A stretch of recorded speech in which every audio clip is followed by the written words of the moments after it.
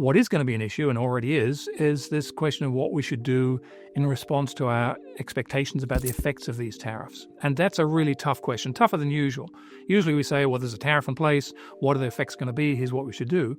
Here, we don't really know day to day what the tariffs are going to be. Not just the tariffs levied by the US, but the retaliatory tariffs from other players, particularly China.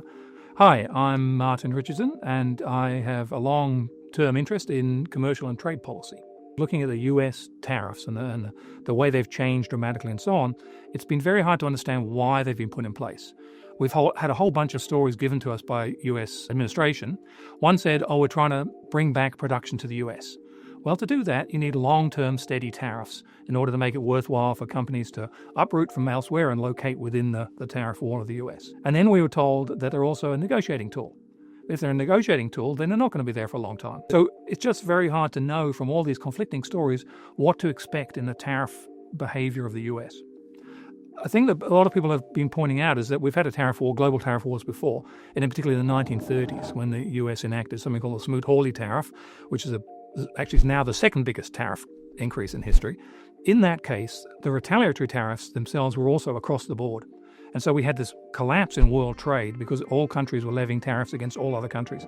Here it's very different. Here there's one rogue nation at the heart of it, and that's the US, and any retaliatory tariffs will be targeted to the US.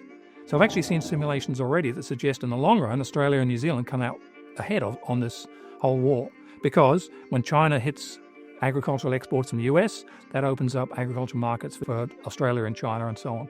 The right thing for us to do in response to these tariffs that have been levied around the world is nothing. The only gain from putting a retaliatory tariff on is there's some prospect of removing the initial tariff. And in this case, that for Australia, there's clearly no prospect there at all. In our lifetimes, we've never been in a situation like this before. And the intertwining of political and economic considerations make it very difficult to know how it's all going to pan out. I'm watching and reading the newspapers avidly to see, particularly from our perspective, the Chinese response and the European Union response. The US has shot itself in the foot, this is very clear, but the consequences for us will depend mainly on the responses of the big players. So avid reading for the next few months, I think.